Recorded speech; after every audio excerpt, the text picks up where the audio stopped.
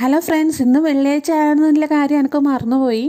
എൻ്റെ ഇച്ഛ പള്ളിയിലേക്ക് പോകണ്ടേന്ന് ചോദിക്കുമ്പോഴാണ് ഇന്ന് വെള്ളിയാഴ്ച ആണെന്നുള്ള ഓർമ്മ വന്നത്. ഇച്ഛ എന്ന് പറയുന്നത് ആരാണെന്ന് നിങ്ങൾ വിചാരിക്കേണ്ട, എൻ്റെ കെട്ടിയവൻ തന്നെ ഞാൻ വിളിക്കുന്നത് ഇച്ഛാന്ന്. ഞങ്ങളുടെ നാട്ടിൽ കെട്ടിയവനെ ഇച്ഛാന്നൊക്കെയാണ് വിളിക്കൽ.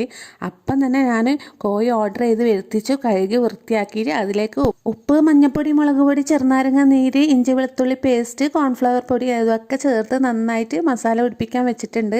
പെട്ടെന്ന് തന്നെ തക്കാളിയൊക്കെ അരിഞ്ഞെടുക്കുന്നുണ്ട്. ഒരു 4-5 തക്കാളിയൊക്കെ ഉണ്ടാവും. അതൊക്കെ അരിഞ്ഞെടുത്തതിന് ശേഷം പെട്ടെന്ന് അടുപ്പത്തോട്ട് പാൻ വെച്ചു കൊടുത്തിട്ടുണ്ട്. സമയം 12:30 കഴിഞ്ഞു. അപ്പോൾ പാനിലേക്ക് നെയ്യ്, വെളിച്ചെണ്ണ കൂടി ചേർത്തിട്ട് ഇഞ്ചി വെളുത്തുള്ളി പച്ചമുളക് പേസ്റ്റ് ചേർത്ത് കൊടുത്തിട്ട് നന്നായിട്ട് ഒന്ന് മൂപ്പിച്ചെടുക്കണം. അതിനുശേഷം തക്കാളിയാണ് ഇട്ട് കൊടുക്കേണ്ടത്. ഒരു 4-5 തക്കാളിയൊക്കെ എടുത്തിട്ടുണ്ട്. അത് നന്നായിട്ട് ഒന്ന് സോഫ്റ്റ് ആയിട്ട് വരുമ്പോൾ മഞ്ഞൾപ്പൊടി, ഗരം മസാല, കുരുമുളക് പൊടി പൊടികളൊക്കെ നന്നായിട്ട് മൂത്ത് വരണം. അപ്പോൾ മൂത്ത് വന്നതിന് ശേഷം സവാള ചേർത്ത് കൊടുക്കണം. സവാള ഫ്രൈ ചെയ്ത് കൊണ്ടുവന്നതാണ് ഉമ്മ.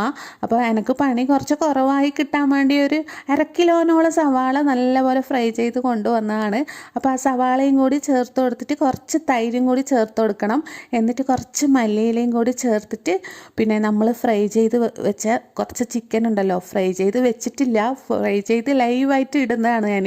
അപ്പോൾ പൊരിച്ച ചിക്കനൊക്കെ ഞാൻ മസാലയിലേക്ക് ഇട്ട് കൊടുക്കുന്നുണ്ട്, ആയതൊക്കെ.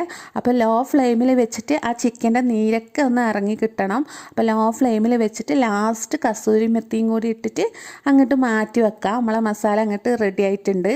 പിന്നെ നമുക്ക് നെയ്ച്ചോറ് ഉണ്ടാക്കാം, ബിരിയാണിയുടെ റൈസ്.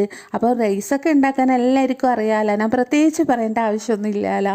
അപ്പോൾ അതിൻ്റെ കൂടെ ചോറിൻ്റെ കൂടെ കൂട്ടി കഴിക്കാൻ തൈര് ഉണ്ടാക്കിയിട്ടുണ്ട്. സവാളയും പച്ചമുളകും മാത്രമേ ഇട്ടിട്ടുള്ളൂ. അപ്പോൾ നമ്മൾ നെയ്ച്ചോറ് നല്ല തിളച്ച് വരുമ്പം ഗ്രേറ്റ് ചെയ്ത് വെച്ച ക്യാരറ്റും കുറച്ച് കറിവേപ്പിലയും കൂടി ഇട്ടിട്ട് വേവിക്കാൻ വെക്കാം.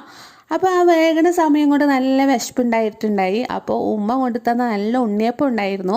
നമ്മുടെ നാട്ടിൽ കാരയപ്പം എന്ന് പറയും. നല്ല ടേസ്റ്റ് ഉണ്ടായിരുന്നു, അത് കഴിച്ചു. അപ്പോൾ ഇതാ നമ്മളെ ബിരിയാണിയുടെ റൈസ് റെഡി ആയിട്ടുണ്ട്. റൈസ് കുറച്ച് അങ്ങോട്ട് മാറ്റി വെച്ചിട്ട് കോഴിയുടെ മസാല അങ്ങോട്ട് ഇട്ട് കൊടുത്തു കേട്ടോ. അപ്പം മസാലയൊക്കെ ഇട്ട് കൊടുത്തിട്ട് അതിൻ്റെ മേലെ കുറച്ചും കൂടി റൈസ് ഇട്ട് കൊടുക്കാം. എന്നിട്ട് നന്നായിട്ടൊന്ന് ദം ചെയ്തെടുക്കണം. അപ്പോൾ ദം ചെയ്ത ബിരിയാണിയാണ് കൂടുതൽ ടേസ്റ്റ് ഉണ്ടാവുക. ഇവിടെ എല്ലാവർക്കും അതാണ് ഇഷ്ടം.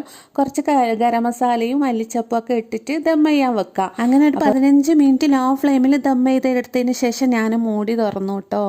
അപ്പോൾ മൂടി തുറന്നപ്പോൾ ഞാൻ തന്നെ തട്ടിപ്പോയി, എന്താ മണം അതിൻ്റെ. അപ്പോൾ മണം കൊണ്ട് തന്നെ നല്ല വിശപ്പിൻ്റെ വിളി വന്നു.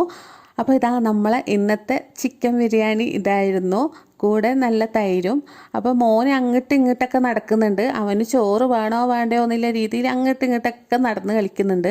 അപ്പോൾ അവൻ്റെ ഇഷ്ടത്തിന് കഴിക്കട്ടെ എന്ന് വെച്ചു. അപ്പോൾ നമ്മളിതാ ഒരു കൂട്ടി പിടിച്ചു കേട്ടോ ബിരിയാണി. നിങ്ങൾക്ക് ഇഷ്ടപ്പെട്ടാൽ ഒന്ന് ട്രൈ ചെയ്ത് നോക്കാം. അടുത്ത വീഡിയോ കാണാം. Okay, by.